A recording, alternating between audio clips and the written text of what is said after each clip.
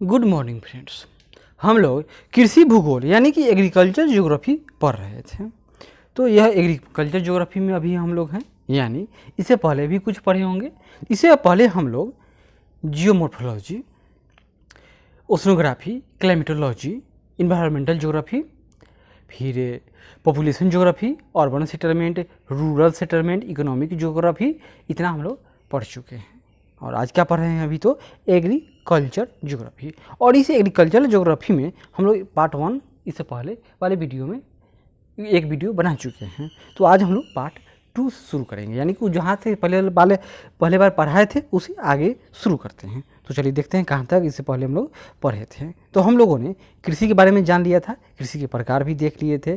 फिर जैसे तौर खेती जहाँ अधिक वर्षा होगी, आर्द्र खेती जहाँ कम वर्षा होगी, फिर सिंचाई द्वारा खेती जहाँ वर्षा नहीं वहाँ सिंचाई कर लेंगे, सूखी खेती यानी कि जहाँ पर वर्षा का या जल का उपाय ही नहीं है तो वहाँ पर कैसी खेती होगा, तो सूखी खेती। उसी तरह के पेड़ पौधे या जो खेती की जाएंगे, जैसे रेगिस्तान में खजूर की खेती। फिर भूमि की मात्रा, उपलब्ध मात्रा के अनुसार कृषि किस प्रकार होगा, अधिक खेती है, अधिक ज़मीन है वहाँ कैसे होगा, कम ज़मीन है वहाँ पर कैसे खेती किया जाएगा। विस्तृत खेती यानी कि आबादी कम है और खेत बहुत है, अधिक है, वहाँ पर कैसे खेती, तो वहाँ पर मशीनों के द्वारा खेती होगा। फिर कृषि उत्पाद के आधार पर, जैसे कि शस्य खेती यानी चावल या खाद्यान्न खेती, यानी कि जहाँ पर अत्यधिक आबादी है वहाँ पर तो खाद्यान्न ही प्रमुख समस्या है, तो वैसी खेती। जहाँ पर आबादी कम है, ज़मीन बहुत है, तो वहाँ पर फलों की खेती होगी, बागानी खेती, फल सब्जी। और फल एवं सब्जियों की खेती कहाँ होगी, प्रायः बड़े नगरों के आसपास, जहाँ पर यह कहाँ तो शहर में ही बिक जाएगी। फिर कृषि के अन्य प्रकार, जैसे कि झूमिंग कृषि यानी कि स्लैश एंड बर्न। ये बहुत बार इस एग्जाम में पूछता है कि बताइए कि जैसे कि स्लैश एंड बर्न, इसका नाम क्या है। यहाँ एक बार और पढ़ लेते हैं आज। फिलीपींस में इसको क्या कहा जाता है, तो चेन गिन कहा जाता है। वियतनाम में स्लैश एंड बर्न कृषि को डे कहा गया है। ब्राज़ील में इस झूमिंग कृषि को रोका। मेक्सिको व मध्य अमेरिका में इसको मितबा कहा जाता है। कांगो प्रजातांत्रिक गणराज्य यानी अफ्रीका में मसोले कहा गया है। यूरोपीय देशों में इसको बुश फेलो के नाम से जाना जाता है। वहीं ग्वाटेमाला व जम्बिया में मितबा, श्रीलंका में चेना, सूडान में नमासू, म्यांमार में तुंग था, म्यांमार में क्या तुंग था, मलेशिया में लेडांग, क्या नाम है मलेशिया में, लेडांग, मलेशिया वो चर्चा में है, याद कर लीजिए। मलेशिया में झूमिंग कृषि को लेडांग कहा जाता है। इंडोनेशिया में हुम्मा, वहीं थाईलैंड में तमराई कहा जाता है स्लैश एंड बर्न को, क्या, थाईलैंड में तमराई। और भारत में देखिए, असम में स्लैश एंड बर्न एग्रीकल्चर को झूम ही कहा जाता है। वहीं आंध्र प्रदेश व उड़ीसा में इसको पोडू कहा जाता है, क्या नाम है, पोडू। और केरल में ओनम। मध्य प्रदेश छत्तीसगढ़ में वेल्लार, मासा व पेंडा। मध्य प्रदेश व छत्तीसगढ़ में 3 नाम, क्या का, वेवार, मासा व पेंडा नाम है किसका, तो झूमिंग कृषि का। कहाँ, तो मध्य प्रदेश व छत्तीसगढ़। वहीं राजस्थान में इसी स्लैश एंड बर्न एग्रीकल्चर का नाम है बालरा व चिमाता कहा जाता है। ये हम लोग पढ़ चुके हैं। फिर कहीं पर पहाड़ी क्षेत्र है तो सीढ़ी के आकार की खेती होगी। मिश्रित खेती यानी कि उसमें खेती के साथ साथ हम लोग पशुपालन भी करेंगे।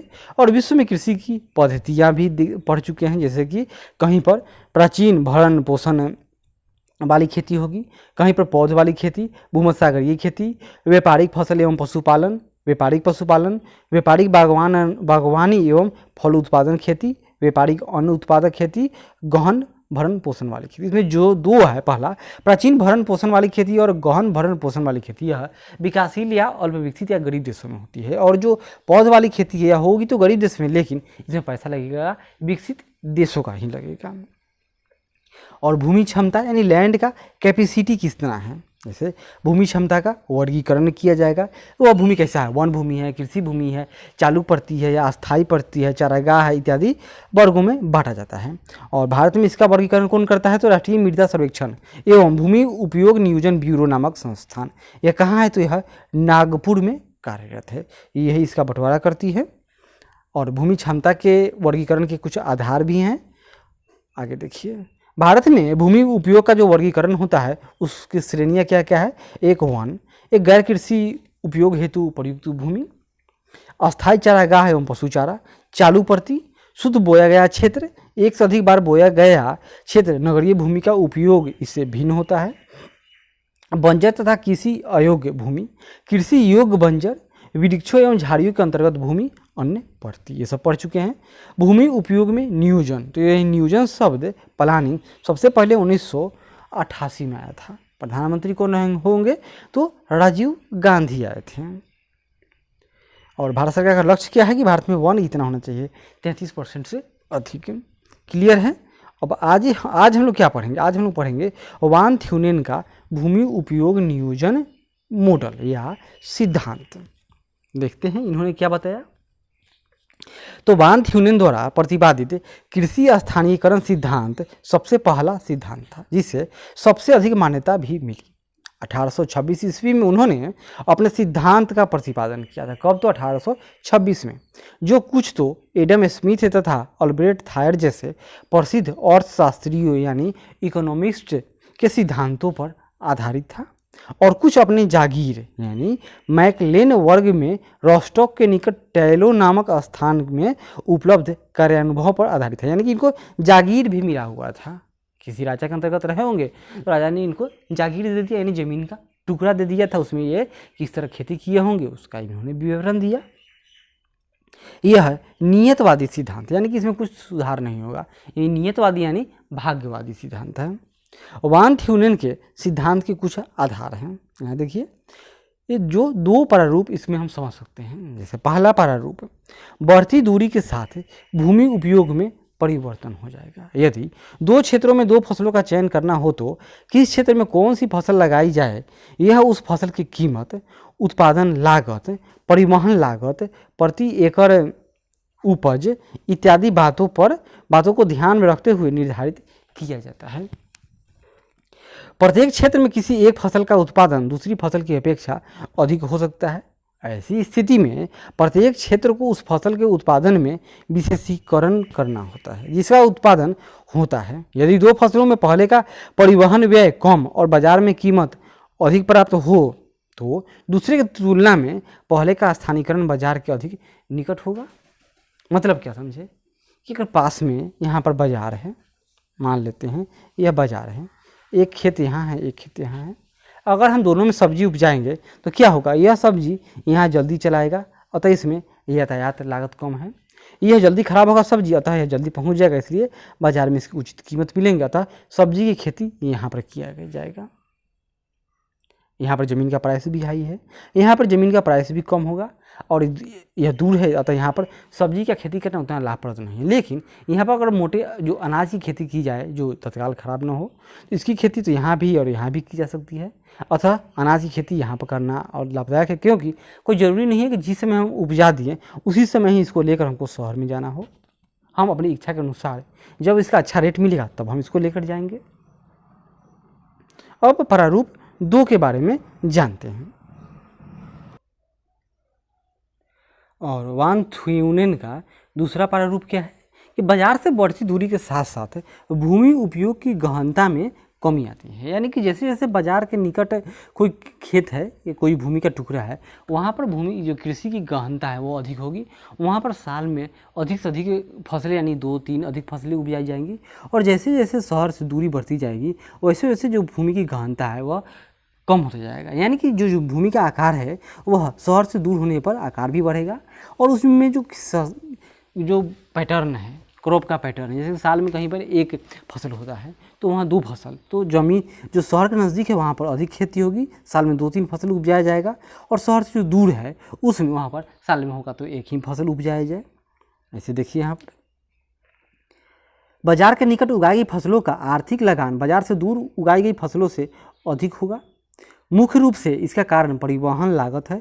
थ्यूनेन के अनुसार बाजार के निकट अथवा दूर दोनों स्थानों में प्रति इकाई उपज एक समान होती है, परंतु बाजार से दूर स्थित भूमि खंडों के अत्यधिक उत्पादन को बाजार तक लाने के लिए अधिक परिवहन व्यय का भार उठाना पड़ेगा। अतः बाजार से दूर स्थित भूमि खंडों में व्यापक कृषि ही अधिक लाभदायक होगी, जबकि बाजार के निकट गहन कृषि अधिक लाभदायक होती है। वान थ्यूनेन की कुछ मान्यताएं हैं, जैसे एक ऐसे विलग प्रदेश की इन्होंने कल्पना की जिसके केंद्र में एक नगर है जिसके चारों ओर विस्तृत कृषि क्षेत्र है। यही नगर इस विलग प्रदेश के कृषि उत्पादन के खपत का एकमात्र बाजार है जो न तो अन्यत्र से कहीं से आयात करता है और न ही इसमें कृषि अधिक यानी सरप्लस है कि वह अगला कृषि अन्य बाजार में उसको बेचने की आवश्यकता हो या बेचता हो। इस विलग प्रदेश में सर्वत्र एक सा प्राकृतिक वातावरण है, अर्थात सर्वत्र एक समान धरातल, जलवायु और मिट्टी विद्यमान है। इस प्रदेश में केंद्रीय नगर के अतिरिक्त सभी ग्रामीण जनसंख्या है। इसमें बसने वाले कृषक अधिकतम लाभ प्राप्त करने के इच्छुक हैं तथा नगर में मांग के अनुसार फसलों की किस्मों में फेरबदल करने में सक्षम हैं। संपूर्ण विलग प्रदेश में एक ही प्रकार के परिवहन साधन यानी घोड़ा गाड़ी उपलब्ध है और परिवहन व्यय दूरी तथा भार के अनुपात में बढ़ता जाता है। यह यहाँ से देखिए, यह केंद्र हो गया। यह वान थ्यूनेन की पहले वाली मान्यता थी, यानी सब कुछ एकदम बराबर था, कोई इसमें सुधार नहीं होगा। लेकिन संशोधित दशाएं हैं यह, अब यहाँ पर यह टेढ़ा मेढ़ा सब कुछ हो गया, यानी अपने व्यापार क्षेत्र का है, इसमें एक अलग दूसरा शहर भी हो गया। जो इसका केंद्र था यह केंद्र भी टेढ़ा मेढ़ा हो गया। उसके जो साथ साथ जो निकटवर्ती क्षेत्र थे वो भी टेढ़े मेढ़े हैं। यह दूसरा प्रारूप है। आगे देखिए, इसमें यहाँ देखिए पॉइंट केंद्रीय नगर है और इसमें एक नदी भी है जो सौम्य नदी, इसमें सालों भर पानी रहती होगी। बागवानी एवं दूध उत्पादन का केंद्र है यह जाल मिनट। यह क्या होगा तो शहर के ही आसपास होगा। दूसरा जलावन एवं अन्य लकड़ी के उत्पाद वाले क्षेत्र, तो यह बागानी फसल के बाद वाले क्षेत्र हैं, जैसे यह वाला क्षेत्र। परती रहित गहन कृषि, यानी कि यहाँ पर परती नहीं हुई, तो यह भी कहाँ होगा तो शहर के आसपास ये सब का क्रियाकलाप किया जाएगा कि वो लोग परती नहीं छोड़ेंगे, अधिक से अधिक कृषि करेंगे। और फसल प्रति भूमि एवं चारागाह है, जैसे जैसे शहर से बाहर दूर जाएंगे हम लोग इस तरह की प्रवृत्तियाँ आरंभ हो जाएंगी। और 3 खेत प्रणाली, यानी इसमें क्या होगा, एक खेत में फसल लगी है, दूसरी में बुआई की जाएगी और एक खेत होगा जिसको छोड़ दिया जाएगा 1 साल के लिए पड़ती, ताकि उसमें पुनः वह खेत उर्वर हो जाए। और सबसे दूर तो क्या होगा तो पशुचारण वाला क्षेत्र शहर से सबसे अधिक दूरी पर होगा। वान थ्यूनेन का संकेंद्रीय वाला सिद्धांत है। यहाँ देखिए वान थ्यूनेन के मौलिक सिद्धांत। थ्यूनेन का सिद्धांत मुख्य रूप से आर्थिक लगान पर आधारित था, जिसे बाद के भूगोलवेत्ताओं ने स्थानीयकरण लगान का नाम दिया। आर्थिक लगान वस्तुतः वह लाभ है जो विभिन्न प्रकार की उत्पादित वस्तुओं के अर्जित दाम से उत्पादन लागत को घटाकर प्राप्त होता है। थ्यूनेन ने आर्थिक लगान का परिकलन उनका कुछ सूत्र है, जैसे देखिए इन्होंने बताया LR बराबर Y bracket M-C minus YTD, तो सबका मतलब है, जैसे देखिए LR मतलब क्या, रीजनल यानी स्थानीयकरण लगान, लोकल रेमिटेंस कहिए इसको, तो स्थानीयकरण लगान LR है, जिसमें Y क्या है, यह प्रति इकाई उपज है, तो यह Y प्रति इकाई उपज हो गया। स्मॉल m क्या हो गया, उत्पादन के बाजार मूल्य है। C क्या है, उत्पादन की लागत। T बराबर परिवहन मूल्य और D क्या है, बाजार से भूमिखंड की दूरी।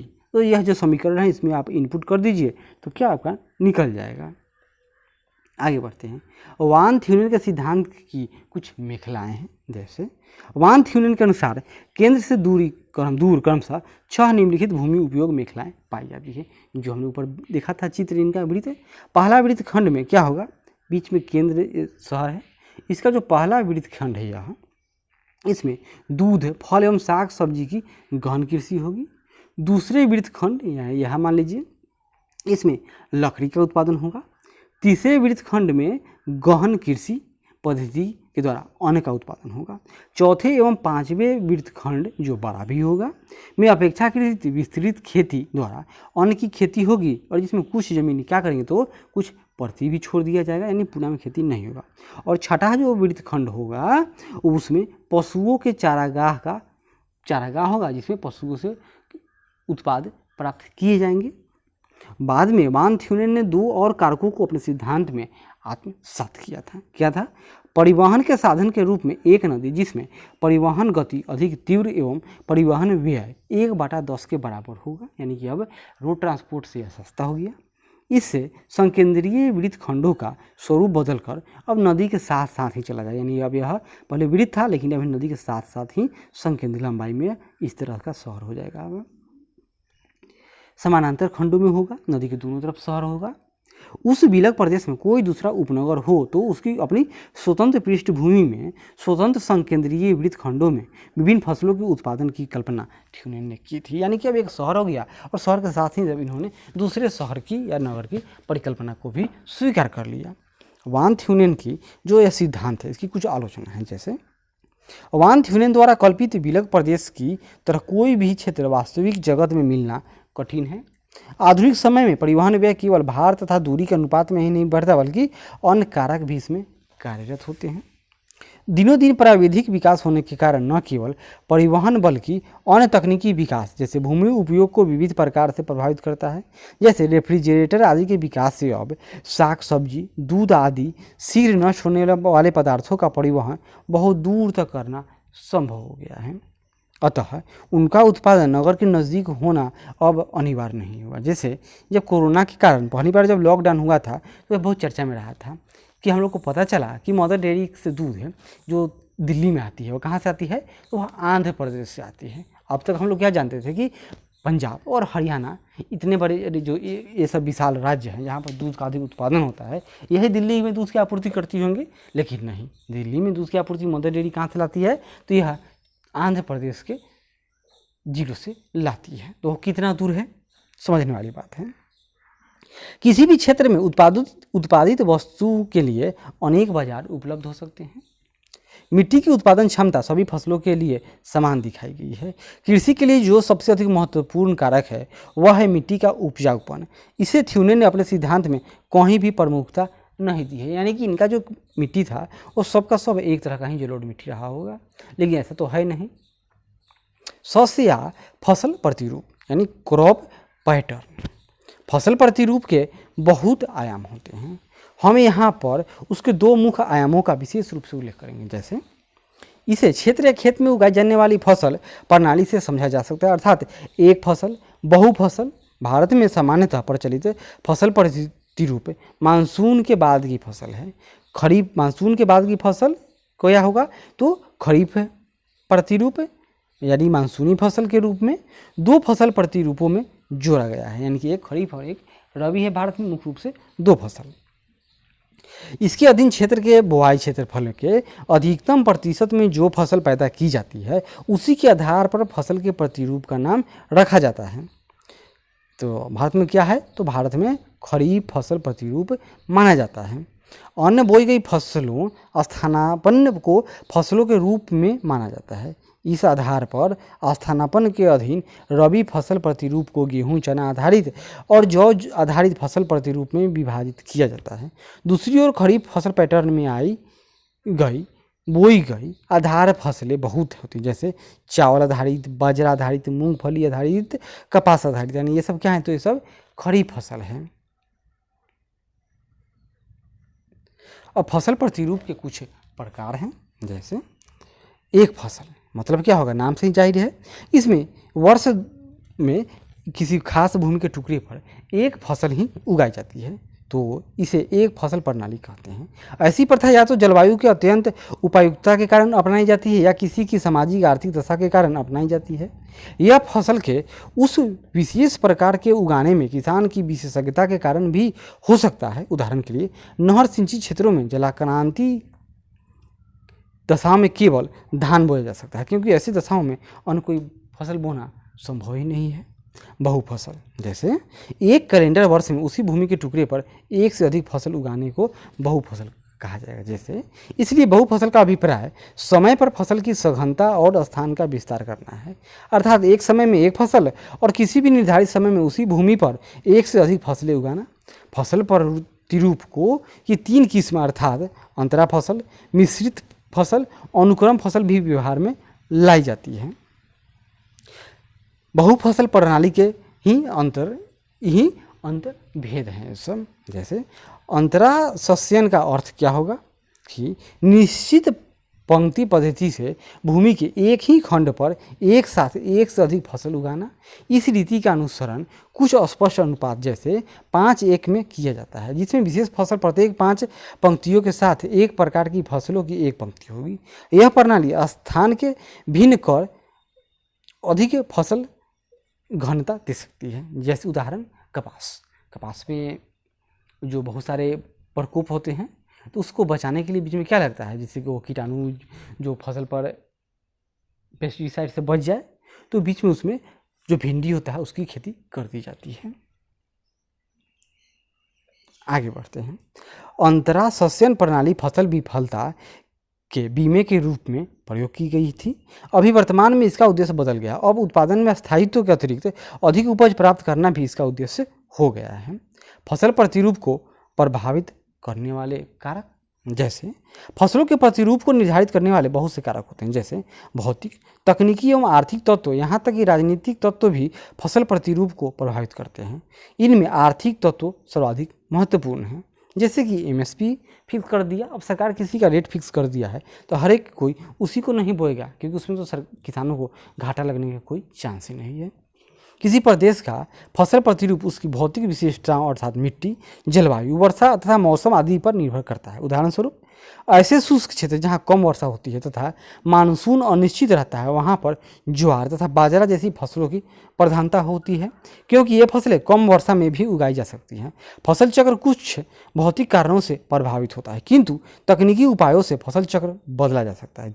तभी कुछ परिस्थितियों में भौतिक बाधा निर्णायक होती है। उदाहरण के लिए पंजाब के संगरूर और लुधियाना जिलों में जल रोध के कारण चावल के उत्पादन क्षेत्र में वृद्धि हुई है, क्योंकि चावल की फसल अधिक पानी को सघन बर्दाश्त कर सकती है, तो वहाँ पर अब चावल की खेती होती है, क्योंकि नहर के द्वारा वहाँ पर पानी की उपलब्धता सुनिश्चित हो गई। मिट्टी तथा जलवायु के अतिरिक्त किसी क्षेत्र की फसलों के प्रतिरूप पर सिंचाई सुविधाओं की उपलब्धता का भी प्रभाव पड़ता है। जहाँ पर पानी की सुविधाएं पर्याप्त मात्रा में उपलब्ध हो, वहाँ पर दोहरी तथा और तेहरी फसलें भी उगाई जाती हैं। जब भी किसी क्षेत्र को सिंचाई सुविधाएं उपलब्ध कराई जाती हैं तो उस क्षेत्र के कृषि का ढांचा ही बदल जाता है, अर्थात पुराने फसल चक्र के स्थान पर अब नया फसल चक्र निर्धारित हो जाएगा। जैसे राजस्थान में चावल की खेती।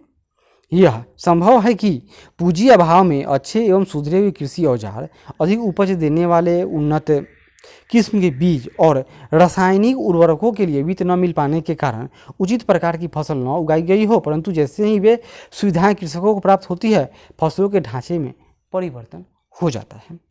आर्थिक तत्वों में क्या होगा, जैसे किसी क्षेत्र अथवा प्रदेश की फसलों के प्रतिरूप को निर्धारित करने में आर्थिक कारण सर्वाधिक महत्वपूर्ण भूमिका निभाता है। आर्थिक क्रियाओं में क्या आएगा, कीमत और आय को अधिकतम करना, यानी अनेक व्यवहारिक अध्ययनों से फसलों की कीमत तथा उसके ढांचे में परस्पर संबंध स्थापित होता है। डॉक्टर बंसल पीसी ने कीमत समान अनुपात की गतियों और गन्ने की अखिल भारतीय क्षेत्रफल में परिवर्तन के बीच तथा पटसन एवं चावल के अधीन क्षेत्रफल और इन वस्तुओं की सापेक्ष कीमतों के बीच घनिष्ठ संबंध को प्रमाणित किया है। खाद्य एवं कृषि मंत्रालय के अध्ययन से पता चलता है कि कीमतों में परिवर्तन का क्षेत्रफल के परिवर्तन पर महत्वपूर्ण प्रभाव पड़ता है। वर्गीज का मत था, यानी वर्गीज कुरियन, कि अधिकतम आय की प्रेरणा पर फसलों का ढांचा बदलने पर भी अधिक प्रभाव डालती है, क्योंकि कृषक उसी फसल को उगाना पसंद करेगा जिससे उसे अधिकतम आय प्राप्त होगी। किंतु डॉक्टर भाटिया का मत है कि फसलों के प्रतिरूप को प्रभावित करने वाला मुख्य कारण प्रति एकड़ सापेक्ष लाभ होता है, यानी ये भी तो इकोनॉमिकल फैक्टर है। स्पष्ट है कि किसी भी परिस्थितियों में फसल का चुनाव करने में किसान पर कीमत समता, आय का अधिकतम होना और प्रति एकड़ सापेक्ष लाभ का भी अधिक प्रभाव पड़ता है। आगे देखिए अब खेत का आकार। खेत के आकार तथा फसलों के ढांचे के बीच भी संबंध रहता है। छोटे किसान बड़े किसानों के सापेक्ष व्यापारिक फसलों के लिए कम क्षेत्रफल का उपयोग करते हैं। इसका कारण है कि छोटे किसान सर्वप्रथम अपनी आवश्यकता पूर्ति हेतु खाद्यान्न उत्पन्न करना चाहते हैं। यह सत्य है कि निर्वाह की आवश्यकता के कारण छोटे कृषकों का फसल ढांचा परंपरा से प्रभावित होता है, किंतु उनकी मौद्रिक आय की सीमांत, यानी कि उसका लिमिट है, कम है। आवश्यकता किसी भी प्रकार से बड़े कृषकों से अधिक नहीं हो सकती है। अर्थव्यवस्था की प्रगति के साथ छोटे कृषकों द्वारा अपनी आय अधिकतम करने के उद्देश्य से अपने शत प्रतिरूप में अत्यंत महत्वपूर्ण सीमांत परिवर्तन होने की संभावना रहती है। जोखिम के विरुद्ध बीमा, जैसे फसल बीमा, यहाँ देखिए, फसल विफलता का जोखिम कम करने की आवश्यकता का भी फसलों के ढांचे पर प्रभाव पड़ता है। जैसे अनेक क्षेत्रों में ज्वार, बाजरा आदि मोटे अनाजों की खेती के लगातार होने के कारण मुख्य क्या है, मुख्यतः वर्षा की अनिश्चितता से बचने का प्रयत्न है। आदानों की उपलब्धता, मतलब शस्य प्रतिरूप, उन्नतशील बीज, रासायनिक उर्वरक, जल संग्रहण, विपणन और परिवर्तन आदि आदानों पर निर्भर रहता है। मूंगफली के बीज की उपलब्धता के कारण मध्य प्रदेश के अनेक कृषकों को मूंगफली की खेती अधिक विस्तृत क्षेत्रफल में करने की प्रेरणा प्राप्त हुई। कृषकों द्वारा रुई की फसल के मुकाबले मूंगफली की फसल को श्रेष्ठ समझने का एक कारण यह भी है कि रुई की फसल विलंब से तैयार होती है, जबकि मूंगफली की फसल शीघ्र पककर तैयार हो जाती है। भूधारण, मतलब फसल बटाई प्रणाली के अंतर्गत भूस्वामी को फसलों के चुनाव का प्रमुख अधिकार होता है। किसको? तो भूस्वामी को। परिणाम स्वरूप आय को अधिक करने वाला फसलों का ढांचा यहाँ पर अपनाया जाता है। अब राजनीतिक तत्वों में क्या आएगा? वैधानिक और प्रशासनिक उपायों के माध्यम से फसलों के ढांचे के निर्धारण पर प्रभाव पड़ता है। कृषकों को कृषिगत आदान और ज्ञान उपलब्ध कराने में राजनीतिक तत्व सहायता प्रदान करते हैं। सरकार कुछ फसलों के लिए विशेष सुविधाएं उपलब्ध करा सकती हैं। यद्यपि खाद्य शस्य अधिनियम, भू उपयोग अधिनियम, धान, कपास, तिलहन आदि की सघन खेती को उत्पादन शुल्क तथा निर्यात शुल्क आदि के प्रयोग से कल्पित दिशा में फसलों के ढांचे को प्रभावित किया जा सकता है, यानी कि उनको निर्यात के लिए छूट दिया गया है। तथापि संभव है कि उक्त समस्त उपायों का संपूर्ण फसलों के ढांचे पर कुछ प्रभाव ऐसा न पड़े जो राष्ट्रीय आवश्यकताओं के अनुरूप न हो। शस्य संयोजन विधि क्षेत्र का निरूपण, मतलब method of delimitating crop combination regions, मतलब क्या होगा देखते हैं। फसल संयोजन के अंतर्गत किसी क्षेत्र विशेष में उत्पन्न की जाने वाली सभी फसलों का अध्ययन होता है। प्रायः किसी क्षेत्र में एक मुख्य फसल के साथ अन्य गौण फसलों को भी उगाया जाता है। कृषि प्रदेशीकरण के अध्ययन में फसल प्रतिरूप के अध्ययन के साथ फसल संयोजन का अध्ययन महत्वपूर्ण होता है। शस्य संयोजन विधि क्षेत्र के निरूपण की विधियाँ निम्नलिखित हैं। जैसे बीबर की विधि, ये क्या बताएंगे, ये देखिए। फसल संयोजन के संबंध में बीबर ने crop combination region in the middle west USA में सर्वप्रथम सांख्यिकी विधि का प्रयोग किया था। बीबर ने अपने सिद्धांत में प्रामाणिक विचलन विधि का प्रयोग किया था। वहीं किकुकाजु दोई की विधि, यह बीबर की विधि का ही संशोधित रूप है, जिसका उपयोग दोई ने जापान की औद्योगिक संरचना ज्ञात करने के लिए किया था। इनका ये कुछ सूत्र है, इसे देखिए। बीबर की विधि से दोई की विधि में अंतर पाया गया है। इन्होंने संयोजन के लिए इतना सारा भयानक सूत्र लिखा है, जो याद करने की आवश्यकता नहीं है, जिसकी गणना प्रत्येक संयोजन के लिए नहीं परंतु एक सीट तालिका द्वारा की जाती है। इसके अतिरिक्त डी थॉमस, स्कॉट तथा जॉनसन ने बीबर की विधि को संशोधनों के संयोजन के निर्धारण हेतु अपनाया। रफ़ीउल्लाह की विधि, इन्होंने क्या दिया, ये सब मैथमेटिकल इक्वेशन है। बीबर की विधि में निहित कमजोरी यानी अति सामान्य परिणाम को दूर करने के लिए रफ़ीउल्लाह ने नवीन विचरण विधि का प्रयोग किया, जो ये भयानक सिद्धांत है। जैसे देख लीजिए, इसमें डी विचलन, डीपी क्या होगा, धनात्मक अंतर, डी एन निगेटिव है तो ऋणात्मक अंतर, तथा कैपिटल एन क्या हो गया, फसलों की संख्या। रफ़ीउल्लाह की तकनीक अधिक शुद्ध, वस्तुनिष्ठ और वैज्ञानिक है। शस्य विधिकरण मतलब क्या होगा? शस्य विधिकरण से आशय एक समय विशेष में किसी क्षेत्र में बोई जाने वाली फसलों की संख्या से है। यह कृषि क्रियाओं के गुणन का सूचक होता है, जिससे विभिन्न फसलों के बीच तीव्र प्रतिस्पर्धा का पता चलता है। यह प्रतिस्पर्धा जितनी तीव्र होती है, फसल विविधीकरण का परिणाम उतना ही अधिक होगा। फसल विविधीकरण फसल विशेषीकरण के विपरीत होती है। फसल आधुनिक कृषि पद्धति की प्रमुख विशेषता है, जिसके प्रोत्साहन में सिंचाई, उर्वरकों, उन्नत बीजों, कीटनाशकों एवं कृषि में मशीनों के प्रयोग आदि ने महत्वपूर्ण योगदान दिया है।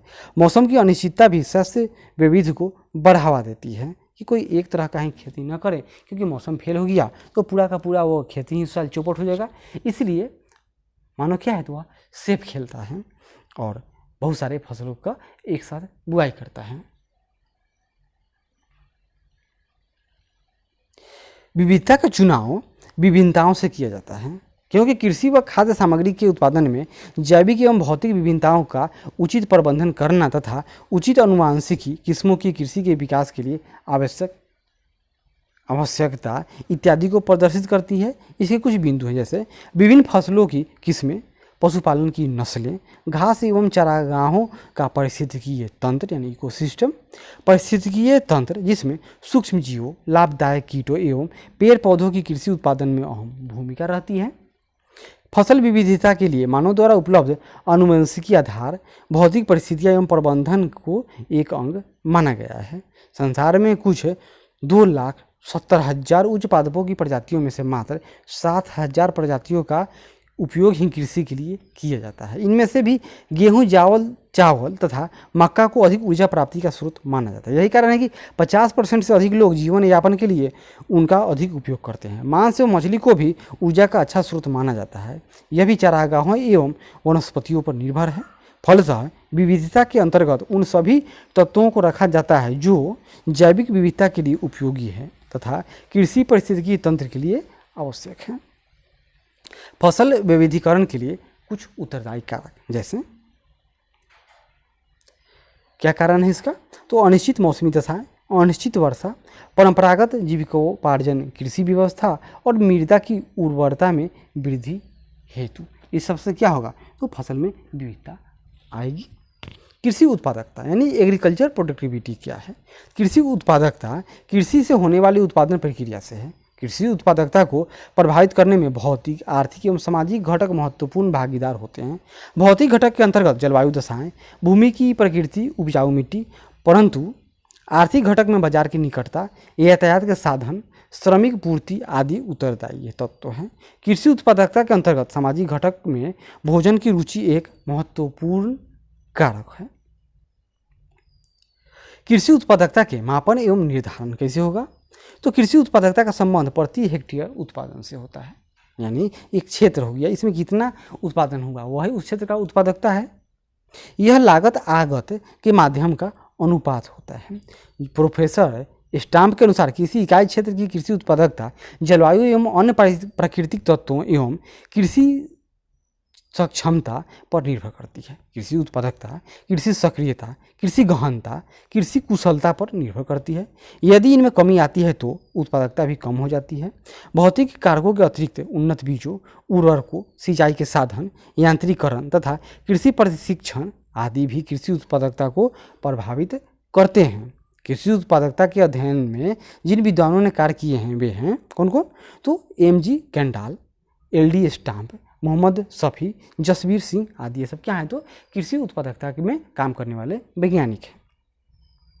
कृषि उत्पादकता के मापन की कुछ विधियां हैं, जैसे प्रति इकाई उत्पादन से प्राप्त आय पर आधारित विधि, किसका है तो कैंडाल का विधि है। प्रति इकाई श्रमिक लागत पर उत्पादन की मात्रा पर आधारित विधि ये मिस्टर खुसरो का विधि, यानी इसमें लेबर प्रमुख हो गया और कैंडाल में आय प्रमुख हो गया। प्रति इकाई उत्पादन से प्रति व्यक्ति खाद्यान्न उपलब्धता पर आधारित विधि तो जेल बक का है, यानी इसमें प्रति व्यक्ति यानी कंज्यूमर आधारित हो गए। भूमि की वहन क्षमता पर आधारित विधि, ये भूमि की वहन यानी भूमि से संबंधित है, ये पर्यावरणविद होंगे, इनका नाम है स्टाम्प महोदय। विभिन्न फसलों को की क्षेत्रीय उत्पादकता सूचकांक, तो किसने बनाया, N.A.D. और सकी महोदय ने बनाया था। और फसल उत्पादन व संकेंद्रण के सूचकांकों के आधार पर पदानुक्रम गुणांक तो जसबीर सिंह, और पदानुक्रम गुणांक विधि यह भी कैंडाल का है। और धन राशि में कृषि उत्पादकता मापन, ये सभी विधि है। इनमें से कोई भी विधि सर्वत्र प्रभावी नहीं है। कोई तकनीक स्थानीय स्तर पर तो कोई प्रादेशिक स्तर पर या राष्ट्रीय स्तर पर प्रभावी उतरती है। कैंडाल की पदानुक्रम गुणांक विधि क्या है देख लेते हैं। कृषि उत्पादकता की गणना करने हेतु सर्वप्रथम डी कैंडाल ने पदानुक्रम गुणांक विधि का प्रयोग किया था। इसमें कृषि उत्पादकता के निर्धारण हेतु प्रत्येक क्षेत्र के इकाई उत्पादन का प्रयोग किया जाता है। भारत में इस विधि का प्रयोग प्रोफेसर शफी ने उत्तर प्रदेश के सभी जनपदों की कृषि उत्पादकता के निर्धारण में किया था। यद्यपि यह विधि सरल है, परंतु इसका प्रमुख दोष यह है कि इसमें क्षेत्रफल को स्थान नहीं दिया जाता। दूसरे, उत्पादकता की सापेक्षिक स्थिति ज्ञात करने के लिए किसी का कोई पैमानिक स्तर स्पष्ट नहीं किया जाता है। अब कृषि उत्पादकता में क्षेत्रीय विभिन्नता, जैसे विश्व के धरातल पर सभी देशों में कृषि के अंतर्गत भूमि समान नहीं है।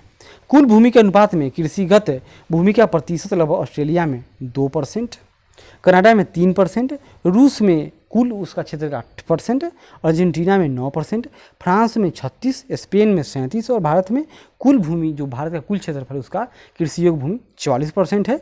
इटली में उसके भूमि का 49% है और पोलैंड में भी 49% है। यह एक महत्वपूर्ण तथ्य है कि विश्व का अधिकांश कृषि उत्पादन विश्व के लगभग 75% भूभाग अंटार्कटिका को छोड़कर से ही प्राप्त किया जाता है और कृषि भूमि का लगभग 75% भूभाग विश्व के 15 देशों में ही पाया जाता है, जहां संपूर्ण विश्व की 52% जनसंख्या निवास करती है। विश्व की जनसंख्या का लगभग 50% भाग कृषि में संलग्न है। यह प्रतिशत भिन्न भिन्न देशों में भिन्न भिन्न, जैसे ग्रेट ब्रिटेन में 6%, वहीं यूएसए में 9%, जर्मनी में 19%, तो फ्रांस में 20%, जापान में 36% लोग कृषि में लगे हुए हैं। वहीं रूस में 50% लोग, भारत में अभी भी 50% से अधिक यानी 70%, चीन में भी 70% लोग, टर्की में 70%, सूडान में तो पूरा का पूरा सूडान यानी 87% और न्यासालैंड में लगभग 90% से अधिक लोग कृषि कार्य में लगे हुए हैं। कृषि जनसंघ का अधिकांश अविकसित और विकासशील देशों में ही पाया जाता है। सर्वप्रथम 1936 ईस्वी में डी छिटलसी ने कृषि प्रदेशों का वर्गीकरण किया था। कौन? तो डी छिटलसी ने किया था, जो कृषि उत्पादकता में क्षेत्रीय विभिन्नता को मुख्य आधार प्रदान करते हैं। कृषि उत्पादकता में क्षेत्रीय विभिन्नता के आधार पर कृषि प्रदेश, जैसे कृषि उत्पादकता में क्षेत्रीय विभिन्नता के आधार पर कृषि प्रदेश, जैसे कृषि फसलों एवं पशुओं का पारस्परिक संबंध, यानी कृषि का तात्पर्य फसलों के उत्पादन के साथ साथ पशुपालन से भी है, क्योंकि दोनों ही भूमि एवं मिट्टी की उत्पादन क्षमता पर निर्भर है तथा कृषि के लिए दोनों में पारस्परिक संबंध रहता है। भूमि के अनुकूलतम उपयोग के लिए फसलों एवं पशुओं का साहचर्य आवश्यक होता है। भिन्न भिन्न क्षेत्रों में यह साहचर्य अलग अलग होता है, जो कृषि दशाओं की समानता की प्रादेशिक भिन्नताओं को प्रदर्शित करता है। कृषि उत्पादन विधियाँ, पृथ्वी के भिन्न भिन्न क्षेत्रों में कृषि उत्पादन विधियों की भिन्नता के फलस्वरूप भी कृषि दशाओं की प्रादेशिक समानता एवं संबद्धता मिलती है। जैसे किसी क्षेत्र में कृषि उत्पादन में पारस्परिक विधियों जैसे पशुओं तथा हल आदि का प्रयोग होता है, तो कहीं पर आधुनिक कृषि यंत्र जैसे ट्रैक्टर, हार्वेस्टर आदि का प्रयोग। जैसे यूरोप और एशिया की कृषि देख लीजिए, या यूरोप और अफ्रीका की कृषि, एशिया जो ट्रांजिशन क्षेत्र में है।